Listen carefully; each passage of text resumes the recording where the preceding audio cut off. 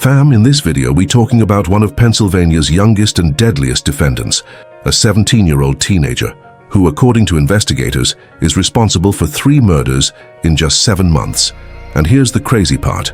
One of those murders was planned while he was already locked up for another homicide.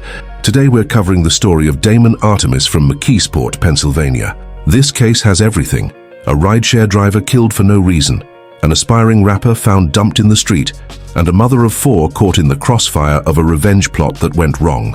Now, here's where things get even crazier. In the earlier murder case, prosecutors say Artemis tried to kill the key witness using phone calls from jail, but instead, the people he sent ended up killing the witness's baby mother. The witness was also shot but survived, and he went public saying he believed his baby mother wasn't the intended target. Within the last 24 hours before this video, everything broke open again after new DNA evidence linked this teen to a 3rd murder, one that actually happened months before he even got arrested. Before we get into it, I want you to remember, I won't give you no angle, I just give you the story. So with that being said, make sure you like, comment, and subscribe. We're going to jump right into it, fam. Today we're going to McKeesport, Pennsylvania. McKeesport is a small city in Allegheny County, about 12 miles southeast of Pittsburgh.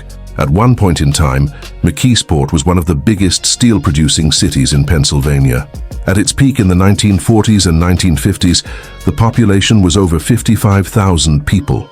But after the steel industry collapsed in the 1980s, McKeesport lost tens of thousands of jobs and people. Today, the population is around 17,000, and the city has been fighting economic decline ever since.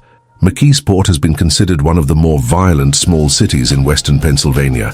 Per capita, the homicide and shooting rates are higher than the state average. Police have said gang activity, drug markets, and retaliation cycles drive a lot of the violence. Despite that, McKeesport is tight-knit. Families have lived there for generations, and everybody knows everybody.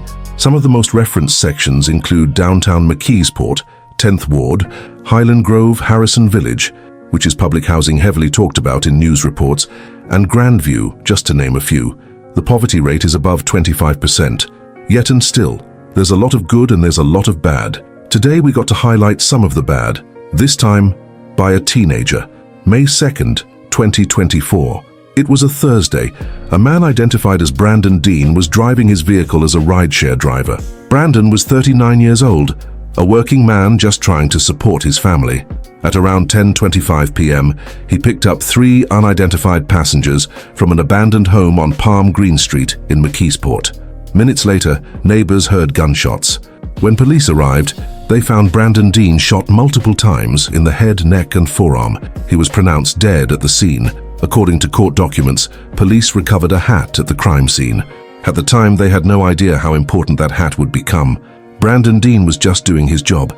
He picked up what he thought were regular passengers, and he lost his life for it. A father, a provider, gone in an instant.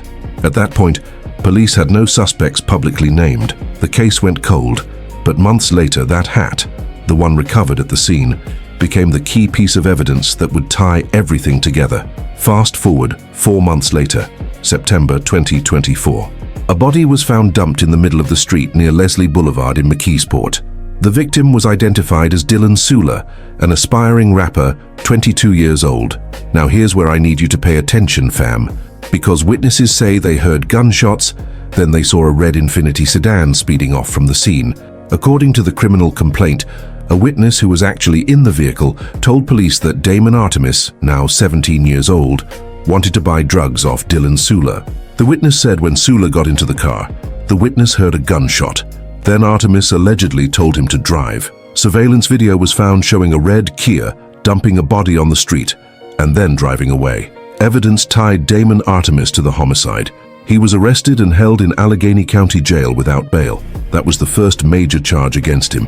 Dylan Sula, 22 years old, an aspiring rapper with his whole life ahead of him. May Dylan rest in peace, and love and condolences to his family. Court documents say Artemis denied having any involvement with the shooting, but the evidence said otherwise. He was locked up awaiting trial, but being locked up didn't stop him, not even close. Now here's where this case takes a turn that's hard to believe. While Damon Artemis was locked up in Allegheny County Jail for the murder of Dylan Sula, investigators say he started making phone calls. According to authorities, Artemis made multiple calls to an 18-year-old named John Perry, and in those calls they talked about Artemis's homicide case. Specifically, they talked about a witness, a man who was set to testify against Artemis in court. Artemis believed this man was an informant for investigators, and according to court documents, Artemis wanted him dead. During one specific call on September 23rd, Perry allegedly said he would pretend to stay close to the man, go to his home, and leave a window unlocked while he was sleeping. In another call, Artemis allegedly said he didn't care who puts the ticket in, but that the explosive is dead. He went on to say that after the win, they should celebrate with taco shells, referring to shell casings. Investigators tracked Perry's phone, and the data showed his phone was at the crime scene when the shooting happened. The plan was in motion, but it didn't go the way they planned. October 4th, 2024. Police responded to a double shooting on the 1000 block of Orchard Park Avenue in Duquesne, just outside McKeesport. When they arrived, they found a woman dead inside the home, shot multiple times. Her name was Niga Hill. She was 23 years old and a mother of 4 children.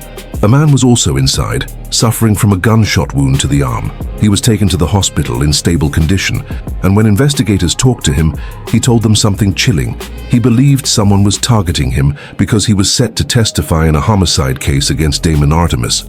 The man said the only person who had been to their home the day before was John Perry, and Perry was dating the man's sister. Investigators determined that someone entered the home through an unlocked window and fired multiple shots. The intended target was the witness, but instead, they killed his baby mother, Niga Hill, a mother of 4 who had nothing to do with any of this. According to court documents, Perry is charged with homicide and conspiracy. Artemis is charged with homicide, attempted homicide, and conspiracy charges, all while he was already locked up for another murder.